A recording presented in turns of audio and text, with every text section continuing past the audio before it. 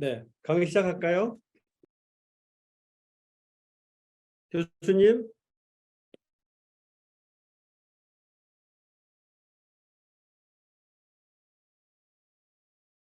목소리 들리시나요? 오케이.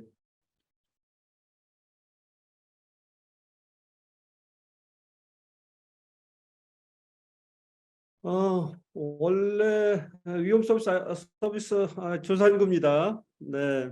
어, 위험 서비스 아이데이션과 상품 개발인데요. 이제 전체적으로 오늘 이제 두 강의 통해서 여러분 만날 텐데 오늘은 전체 큰 트렌드 얘기를 할 거예요. 그래서 공유기 2.0, 제곱 인터넷, 생성 인공지능 이런 걸로 얘기를 할 겁니다. 저희가 이제 실적으로 서비스를 하다 보면 숲을 보는 경우가 있고 그 다음에 이렇게 나무만 보는 경우가 있는데 지금은 숲과 나무를 같이 봐야 돼요.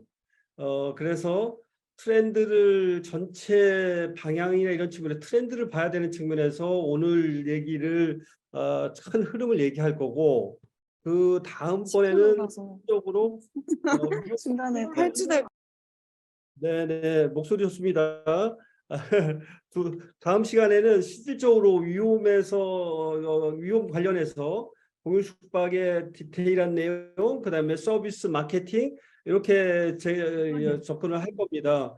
제가 예를 들어 다른 교수님들이 예를 들어서 서비스 개발 방법론이나 이런 것들은 실은 뭐 그 어디서 들을 수 있는 것일 수 있는데 제가 드리고 싶은 거는 여러분한테 뭔가 현실에서 현장에서의 어떤 그런 필요한 이런 경험들을 공유하는 게 좋을 것 같아서 제가 나름대로 요 방향성을 잡았고요. 항상 보면 사업을 하든 서비스를 하든 항상 이 두 가지가 균형이 맞춰져야 됩니다. 트렌드 방향을 모르고 현실을만 집중해가지고 잘못 방향을 설정하면 또 그것도 문제고 그다음에 트렌드는 막 제대로 읽었는데 현실을 또 도외시하면 또 사업이 잘 안 돼서 문제가 되거든요. 그래서 탑다운과 버텀업이 다 진행이 돼야 됩니다. 그래서 오늘은 어, 그 탑다운 전체 트렌드를 얘기를 할 예정입니다. 그래서 트렌드와 현실을 보면 실은 1대 2대 7? 7은 현실 생각한 실행을 하는 거고 2는 트렌드를 보고 1은 트렌드가 아니고 상상을 하는 이런 식으로 사업이든 서비스든 접근을 하면서 항상 밸런스를 유지하면 방향을 잃지도 않으면서도 현실적으로 경쟁력을 갖는 서비스 사업을 할 수 있을 거라고 봅니다. 실은 제 과거의 경험으로 보면 이 슬라이드가 제일 중요한 것 같아요. 저 같은 경우는 주로 트렌드만 많이 봤던 것 같아요. 그래서 공유 경제, 공유 숙박 이런 것들이 여러 가지 이슈로 해서 현실화되기 힘든 12년 전부터 그런 걸 했었거든요. 근데 이제 10년이 지난 후에 지금에 이제 뭔가 되는 분위기인데 여러분은 제가 범한 그런 룰을 범하지 않고 밸런스를 잘 유지를 했으면 좋겠습니다. 어찌됐든 오늘은 전체 트렌드라는 측면에서 얘기를 하겠습니다. 뭐 일단 트렌드의 대표적인 이야기가 공유경제와 그 다음에 웹 3.0, 제곱 인터넷, 블록체인 이런 얘기인데 갑자기 AI도 제곱 인터넷이든 웹 3.0이든 여기 포함을 시켰었던 한 내용인데 챗 GPT가 나오면서 갑자기 세상이 달라졌어요. 이게 지금 제가 요즘 하고 있는 일입니다. 에어비앤비 이제 유흥은 공유숙박 플랫폼 한국판 공유숙박 플랫폼인데 뭐 에어비앤비 짝퉁이라고 생각하셔도 됩니다. 그런데 그 지금 제가 하는 게 챗GPT 해가지고 에어비앤비 리뷰를 긁어다가 이렇게 썸머리를 만드는 일을 하고 있어요. 이게 일상이거든요. 이게 이제 어떤 의미인지는 뒤에 가서 좀 얘기를 할 거고요. 여러분 인공지능 얘기를 많이 했는데 갑자기 챗GPT 제너레이티브 AI가 나오면서 세상이 싹 달라졌죠. 인공지능이 새로운 건 아닌데 근데 제너레이티브 AI라는 오픈 AI의 챗GPT가 나오면서 이게 갑자기 인공지능이 이게 막 현실이 된 거죠. 이전에 인공지능이라고 얘기하면 실은 대단히 갭이 있었어요. 예를 들어서 인공지능 엑스퍼트 시스템 뭐 빅데이터가 있어야 뭘 하는 거 아니야? 그런데 챗GPT가 나오면서 갑자기 누구나 인공지능을 그냥 쓸 수 있게 된 거예요. 당장 뭐 API를 뭘 하고 뭐 이런 얘기도 있지만 그냥 챗GPT에 가가지고 나 오늘 기분이 꿀꿀한데 너 어떻게 생각해? 이렇게 하면 그냥 아주 그 뭐랄까 사람처럼 이렇게 잘 알아듣고 얘기한단 말이에요. 누구나 당장이라고 하는 측면이 크고 그 다음에 모든 분야에 적용을 다 할 수 있죠. 그리고 결론적으로 실은 이게 무엇을 뜻하냐면 모든 사람의 지능이 10배, 100배가 되는 거거든요. 어찌 보면 인터넷 이상의 그다음에 이걸 막을 수 없어요. 왜냐하면 그냥 사람들이 쓰는 거니까 무슨 뭐 규제 이런 거 상관이 없어요. 그러다 보니까 이게 과연 어떻게 심지어 오픈 AI의 CEO마저도 이게 어떻게 세상을 바꿀지 모르겠다는 거예요. 인터뷰를 보면. 그런데 이거를 쉬쉬하고 그 클로즈하는 것보다는 오픈해서 인류가 같이 이용하면서 대응하는 게 좋겠다 해서 오픈한다고 하는 거거든요. 그래서 지금 세상이 막 바뀌고 있는 거예요. 여러분 보셨겠지만 100만 가는데 5일 만에 100만 유저가 됐다는 얘기거든요. 오른쪽 이제 시간 순인데 인터넷이 보급돼서 인터넷 같은 경우는 보급되고 그다음에 인프라가 깔리고 웹이 나오고 뭐 모바일 스마트폰이 나오고 뭐 이런 과정을 거쳤는데 챗GPT는 그냥 누구나 이렇게 쉽게 접근할 수 있음으로 해서 엄청난 변화를 이끌고 오고 있습니다. 실은 오늘 여러 가지 얘기를 하겠지만 여러분이 결론적으로 잊지 말고 가져가야 될 거는 챗 GPT인 것 같아요. 제곱 인터넷 실은 오늘 그 강의를 준비하면서 이전에는 제곱 인터넷, 공유 경제, 뭐 블록체인 이런 얘기를 막 했었는데 갑자기 나도 잘 이해가 쉽지 않은 이 변화를 어떻게 받아들일지 모르는 챗 GPT라는 오픈 AI의 거대한 리셋 버튼이 생겼다라는 생각이 듭니다.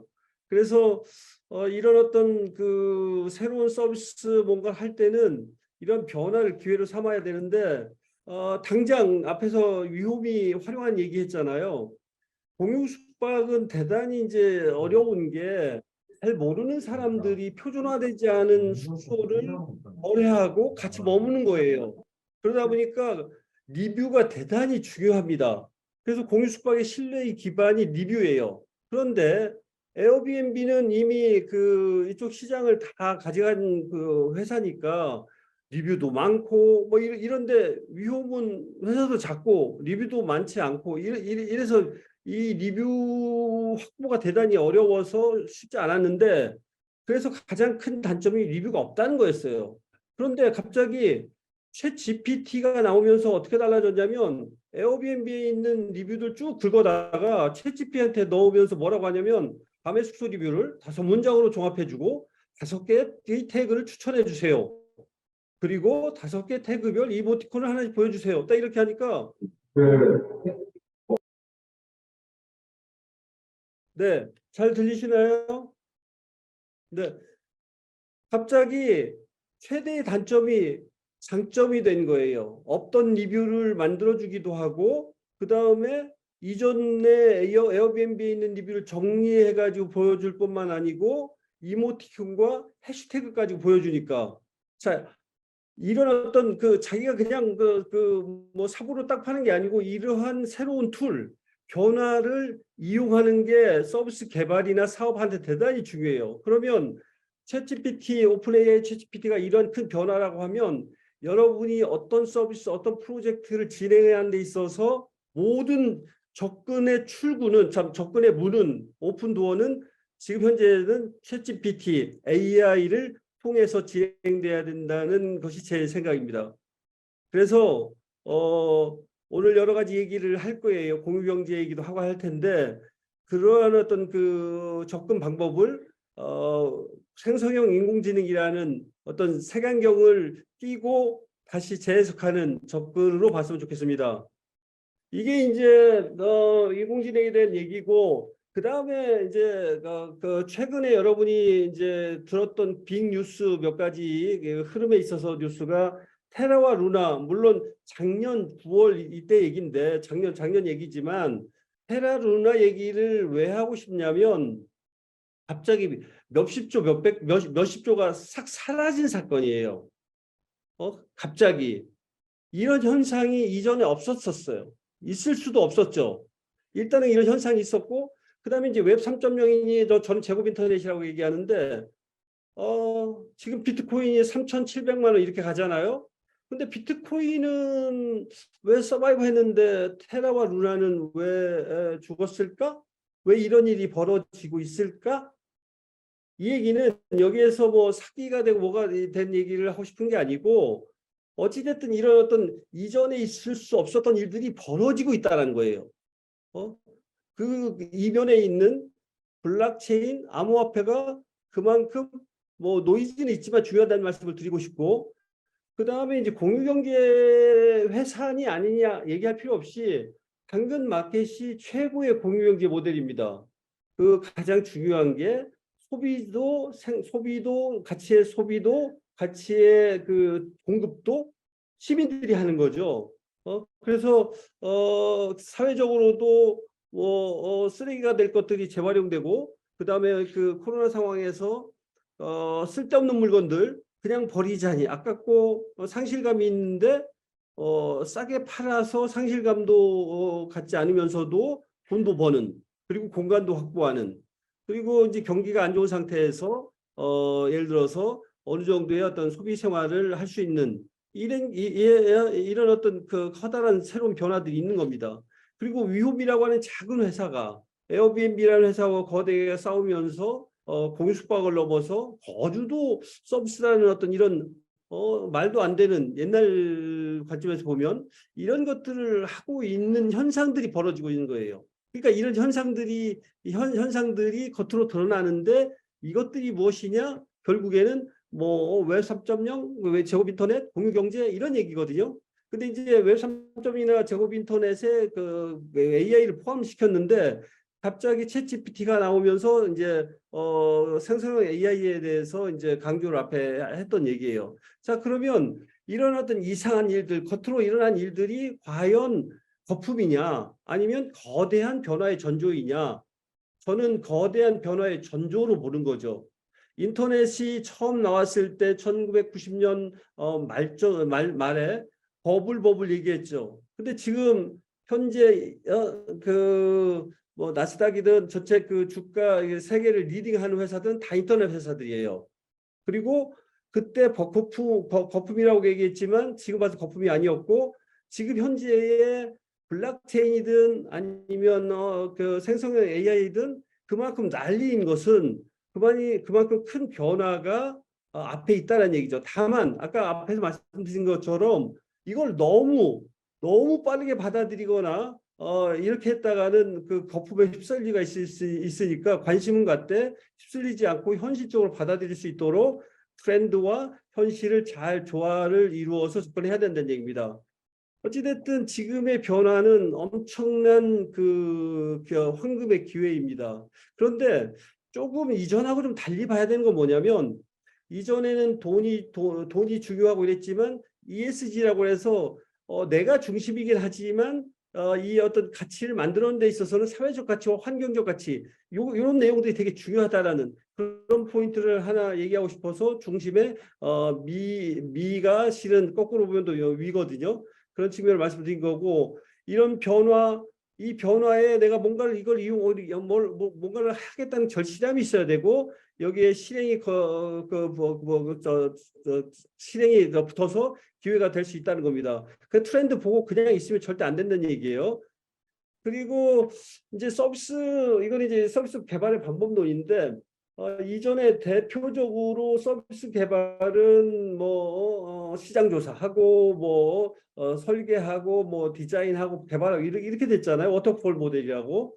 이거는 누군가 어느 교수님이 이제 얘기하셨을 텐데, 이제는 이런 워터폴이 이 워싱머신 전체적으로 이런 일들이 계속 그 그 소비자를 그 고객을 중심으로 해서 계속 반복 회전하면서 돼야 된다는 얘기예요. 그냥 시간을 가지고 이렇게 하는 게 아니죠. 옛날처럼 예를 들어서 변화가 많지 않을 때 그렇게 했는데 거기에서 제일 중요한 게 뭐냐면 일단 뭔가 실행을 해보는 거예요. 실행해보고 피드백을 받고 그 피드백을 가지고 또다시 적용하고 여기에서 가장 중요한 게 플랜 이런 게 아니고 워싱머신에서는 모든 게 실행과 경험을 통해서 그걸 피드백을 해서 해 나가야 된다는 이런 원칙적인 말씀을 드리는 거고요.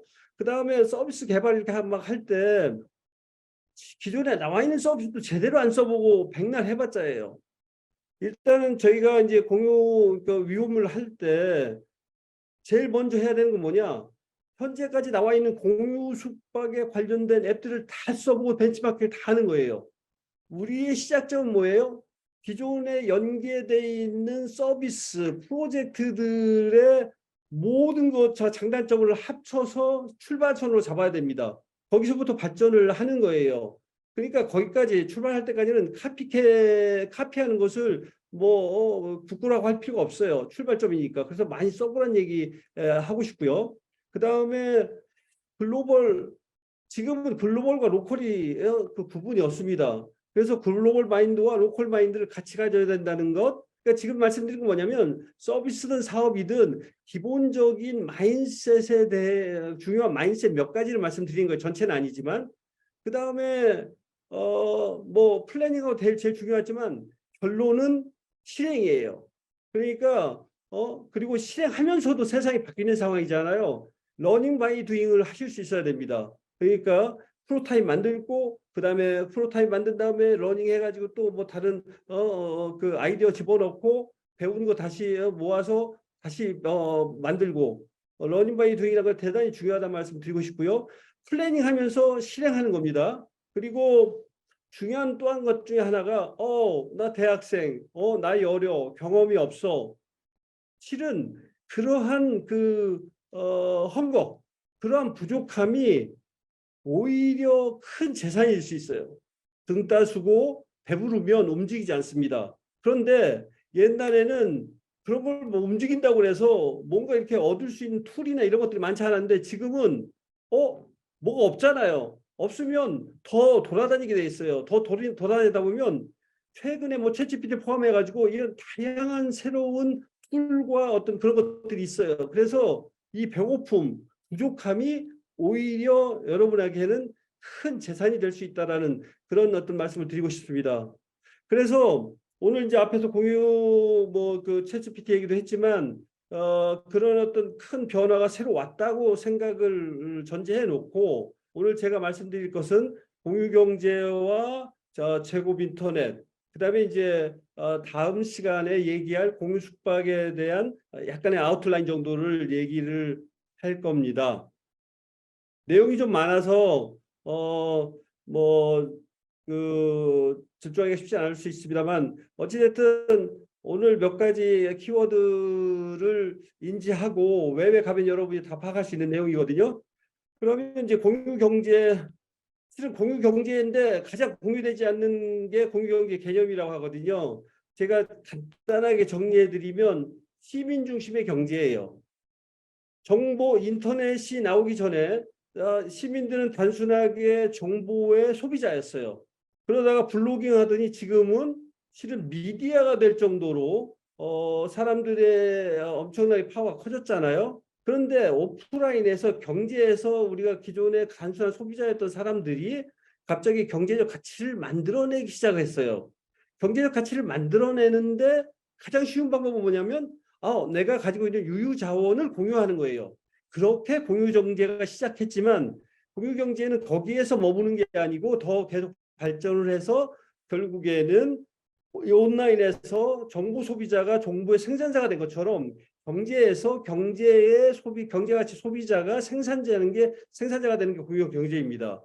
그리고 그럼 공유경제는 그래서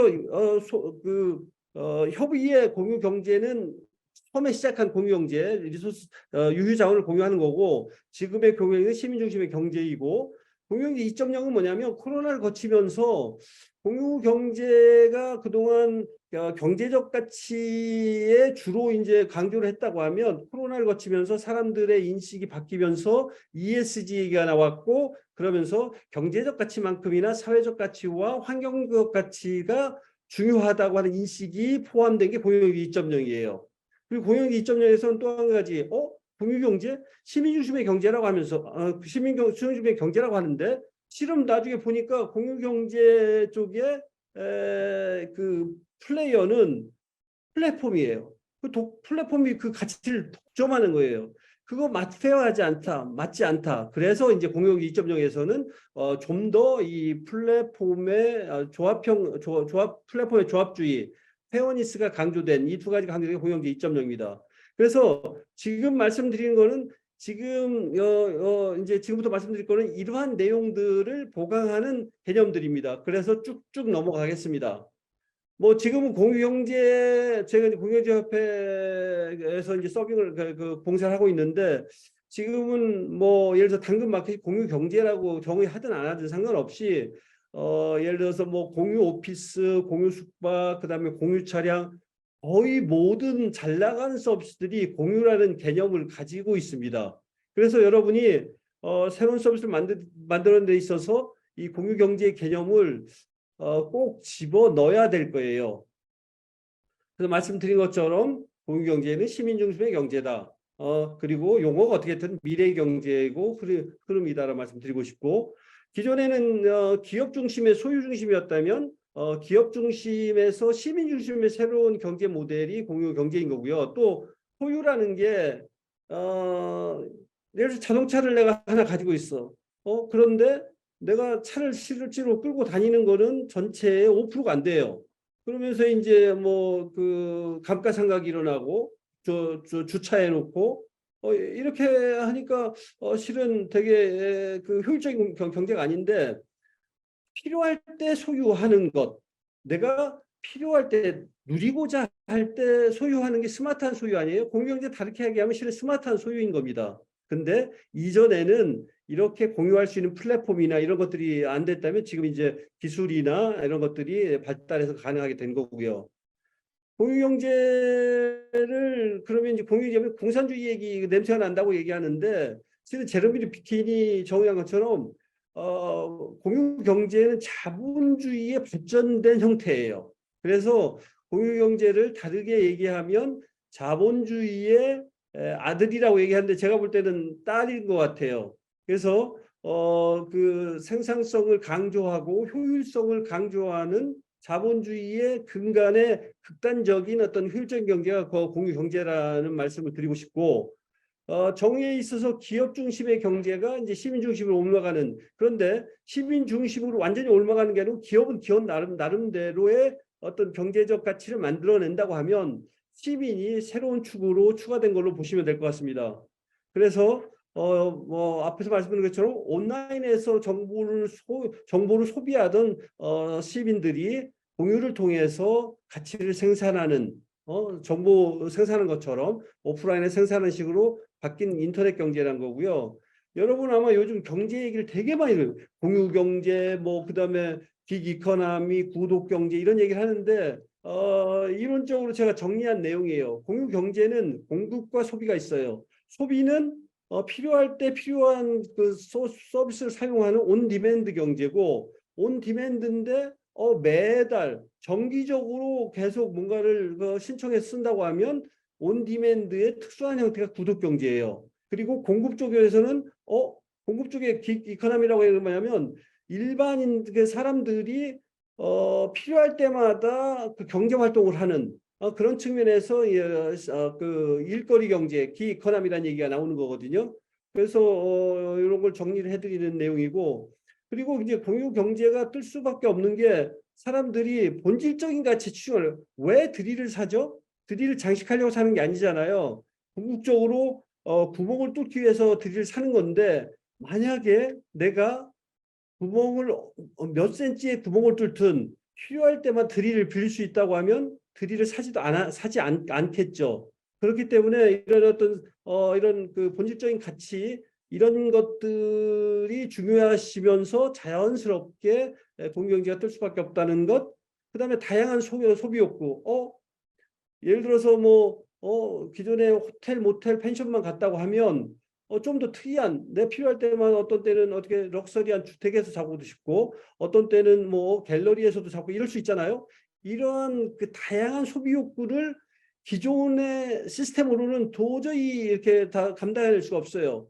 그러니까 소비가 다양한 만큼 공급도 다양해진데 그 공급을 다양하기 위해서는 공유 숙박이라고 하는 이런 플랫폼이 있어서 많은 사람들이 자기의 숙소를 공유를 해야 가능한 겁니다.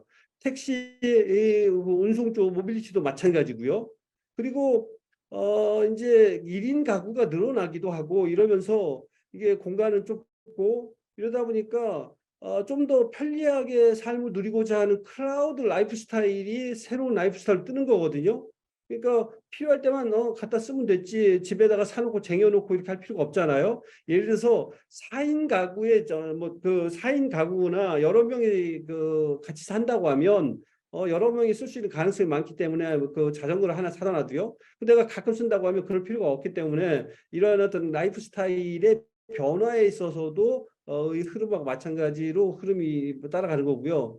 그다음에 이제 비즈니스하는 측면에서 대표적으로 마이크로소프트가 OS 하나 만든 다음에 그냥 찍어내서 판단 말이에요. 그러니까 한계 비용 제로는 뭐냐면 아니 새로운 서비스, 새로운 상품을 만드는데 처음에 돈이 많이 들고 나중에 돈이 안 든다는 얘기거든요. 근데 오프라인에서 메리엇은 어떻게 되죠? 메리엇은 호텔이 객실을 늘리려면 뭐 그 땅을 사고 호텔을 짓고 이렇게 해야 된다고 하면 위험의 공유수법은 뭐냐면 있는 숙소를 실내 플랫폼으로 연결만 하는 거예요. 그러니까 이렇게 건물 짓지 않고도 이렇게 할 수 있는 그래서 공유 경제가 이제 오프라인이지만 온라인에서 소프트웨어처럼 이렇게 그 한계 비용 제로로 접근할 수 있다는 측면에서 기존의 에어비앤비가 기존 그 100년 된 호텔 그 탑5 호텔 호텔들의 전체 총가보다도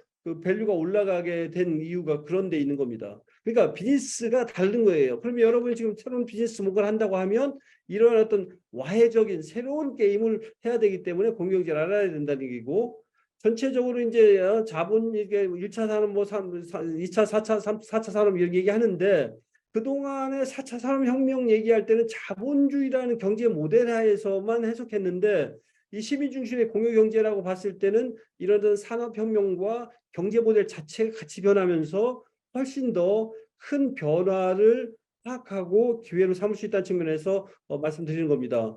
그러면 공유경제가 이제 그 시민 중심의 경제라는 어떤 정의를 말씀드렸고 그럼 공유경제 2.0은 뭐냐? 앞에서 언급드린 것처럼 코로나를 거치면서 경제적 가치만큼이나 사회적 가치와 환경적 가치가 중요하다는 얘기입니다. 두 번째고 플랫폼의 공정성이 대두된다는 측면. 이 두 가지가 공유경제에 상관없이 ESG가 대두되면서 실은 그 맥락을 같이 하는 겁니다. 앞에서 말씀드린 것처럼 공유경제란 단어를 쓰든 안 쓰든 공유경제는 시민들이 인파워되면서 자연스럽게 시민들이 경제적 가치를 만들어내는 미래 경제이자 새로운 경제인데 또 한 가지 중요한 이런 어떤 코로나를 거치면서 중요한 게 뭐냐면 지속 성장이 가능한 모델인 거예요. 왜? 지구 자원을 아끼고 그다음에 우리 커뮤니티를 위하는 그런 모델들이 들어가 있기 때문에 그래서 지금 이제 공유경제가 코로나를 거치면서 대단히 가속화됐어요. 왜냐하면 한 번도 오늘도 지금 우리가 줌으로 그 강의를 하고 있는데 이전 코로나 전에는 생각지 못했었던 것 같아요. 이렇게 많은 사람들이 이렇게 강의에 이렇게 리모트로 한다는 게 그래서 코로나를 거치면서 디지털 트랜스포메이션이 뭐 한 10년 만에 이루어질 게 한 3년 만에 이루어졌어요. 근데 공유 경제는 이러한 어떤 디지털 플랫폼을 기반으로 한 거기 때문에 그만큼 여건이 좋아졌다는 거고 그다음에 이제 경제적 위기나 이런 게 오면서 좀 더 효율적인 경제 모델에 대한 모델의 필요성, 그다음에 환경에 대한 어떤 자각 이런 것들 때문에 이제 공유 경제는 좀 더 가속화됐고 일반화되는 상황입니다. 그리고 뭐 좀 지난 얘기 다시 하는 것 같아서 미안합니다만, 자, 코로나를 공유 경제 쪽에서 보면 실은 코로나는 인류에게 대단히 큰 질문을 한 거예요. 그렇게 계속 살아갈 거야? 환경 파괴, 사회적인 병폐, 불균형, 빈익빈 부익부, 막, 없는 욕구 만들어내면서 막, 자원 고갈하고.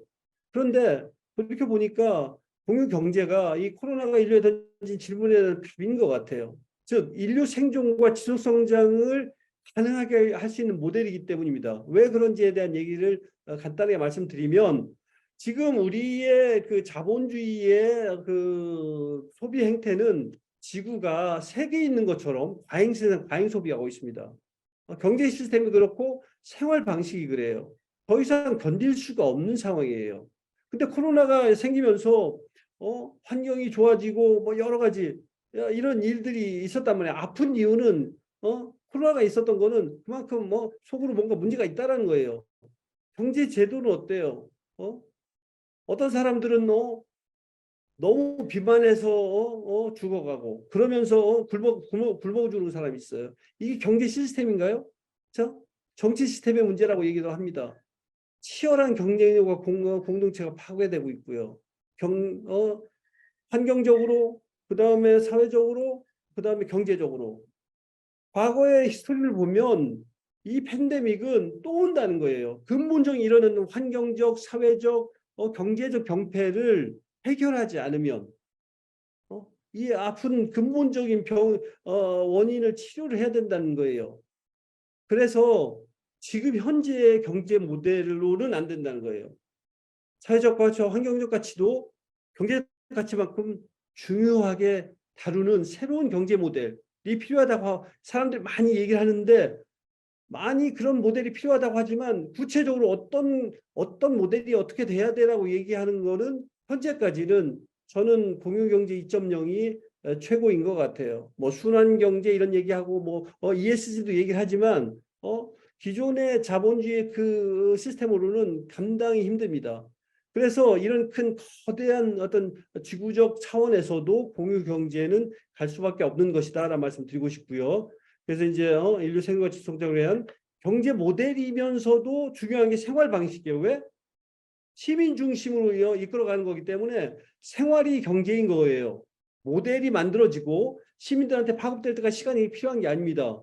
이미 여러분이 당근마켓을 많이 이용을 하면 이미 공유경제 2.0을 실행하고 있는 거예요. 탄소 줄이고 그다음에 자원 아끼고 하는 겁니다. 그래서 우리가 이제 여러 가지 당면 문제들이 있는데 공유 경제는 솔직히 제가 볼 때는 많은 문제를 쉽게 해결할 수 있는 그런 방법이라고 생각이 됩니다. 그런 측면에서 이 얘기를 보면 그만큼 기회가 많이 있다는 거거든요. 공유 경제적으로 여러분이 비즈니스를 생각을 좀 해보시기 바랍니다. 그래서 대한민국에 지금 여러 가지 문제점이 있죠. 일자리 창출, 그다음에 일자리 창출도 해야 되지만 이제 예를 들자면 고용 측면에서 직업의 안정성을 얘기해요.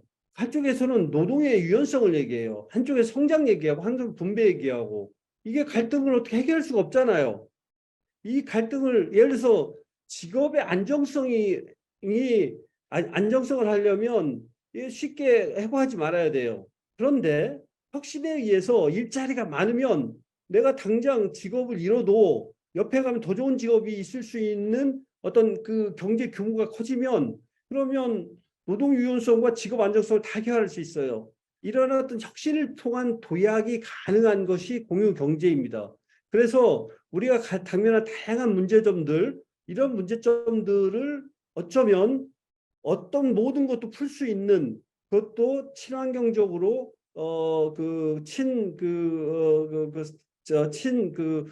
커뮤니티적으로 그런 측면에서 기회를 엿볼 수 있으면 좋겠습니다. 그다음에 이제 그러면 이제 이 공유 경제가 흐름이면 다냔 말이에요. 걸림돌들이 되게 많이 있습니다.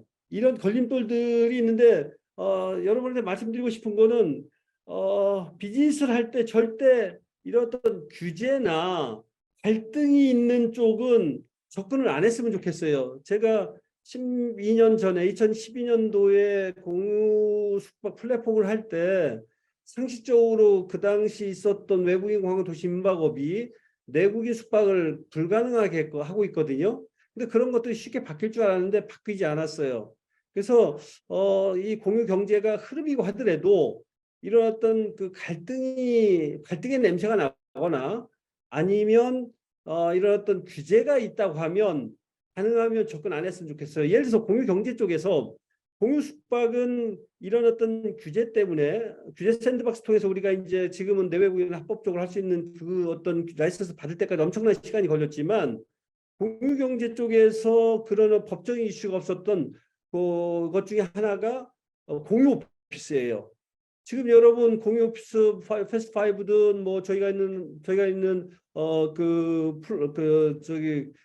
스파크 플러스든 위워크든 그쪽은 엄청나게 성장을 했어요.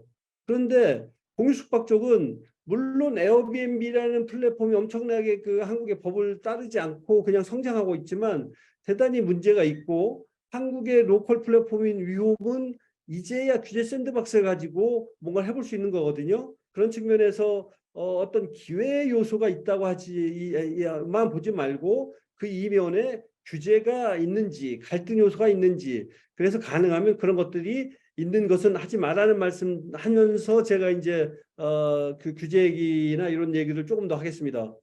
한국의 시스템은 실은 막는 규제예요. 포지티브 레귤레이션 시스템이라는 거예요. 무슨 얘기냐? 과거의 법으로 정해놓은 것만 합법이에요. 법에 없으면 불법이에요.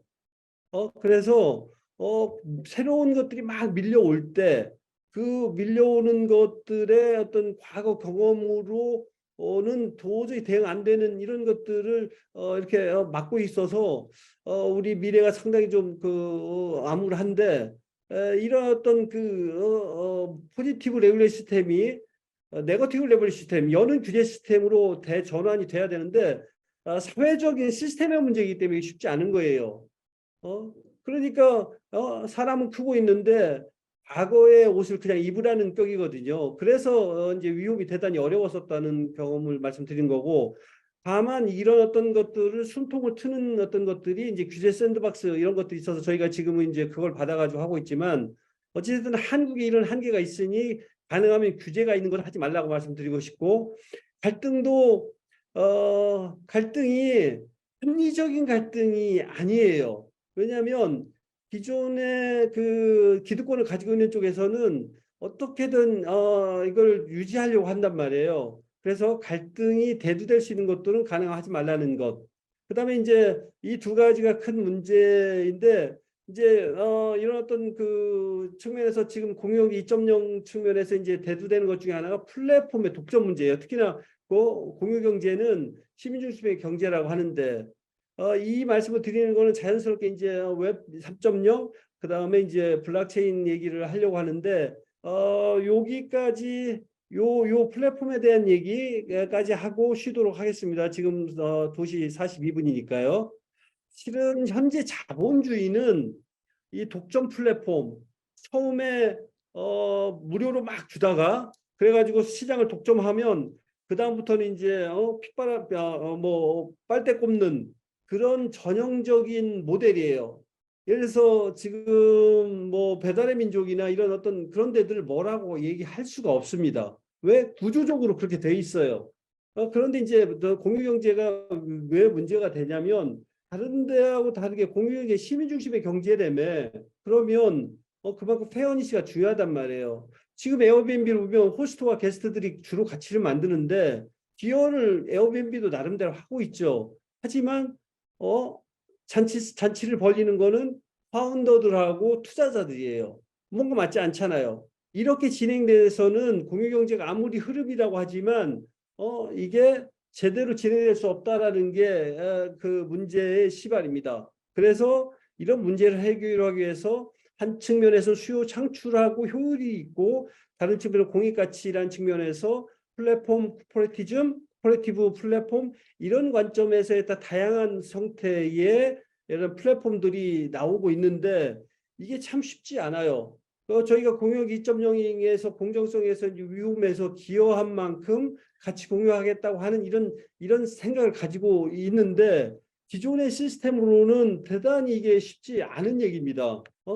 그런데 근데 더 상황이 더 안 좋아지는 건 뭐냐면 이전하고 비교해 보면 이런 플랫폼의 독점은 데이터의 어떤 빅데이터의 중요성이 나오면서 좀 더 많은 플랫폼이 좀 더 이제 그 네트워크 효과 때문에 많은 사람들이 있는 곳에 더 많은 사람들이 가기 때문에 플랫폼 독점이 더 많은데 이 데이터를 또 이제 플랫폼이 독점하게 되는 거예요. 그러다 보니까 데이터 효과하고 네트워크 이펙트가 같이 합쳐지면서 그러면서 이제 독점은 더더욱 심화되고 있는 거죠.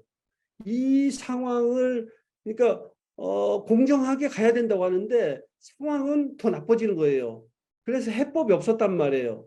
그런데 갑자기 등장한 게 웹 3.0 제곱 인터넷이에요. 블록체인 암호화폐. 그러면서 이런 문제를 해결할 수 있는 해법이 나온 겁니다. 그래서 그런 어떤 그 플랫폼 독점 문제를 해결하고 그다음에 공유 경제를 기폭제 역할을 하는 이런 것들에 대한 얘기를 다음 시간에 하는데 여러분 ESG 환경 사회 지배 구조를 얘기를 하는데 공유경제 기존의 공유경제에서는 엔바이러먼트는 되게 좋아요. 근데 소셜 밸류 쪽에서는 좀 약하고 그런데 제곱 인터넷 블록체인 암호화폐를 이용함으로 해서 좀 더 사회적 환경적 가치는 그대로 이제 더 계속 유지되는 반면에 그 가치를 공유한다는 사회적 가치, 그 다음에 거버넌스 측면에서 그 기여자에 대해서 인센티브를 주고 해서 플랫폼 코퍼레티즘을 어느 정도는 해결함으로 해서 진정한 ESG를 실현할 수 있는 게 공유경제 2.0입니다. 여기까지 하겠습니다. 그래서 공유 제곱 인터넷이 어떤 식으로 해서 이제 부각이 되기 시작했는지까지 얘기를 했고요. 다음 시간에는 웹 3.0 제 얘기로 제곱 인터넷 요 얘기부터 그 다음에 다음 시간에 할 그 공유 숙박 위험에 대한 얘기를 조금 더 하고 질의응답하고 마치도록 하겠습니다. 여기까지 하겠습니다.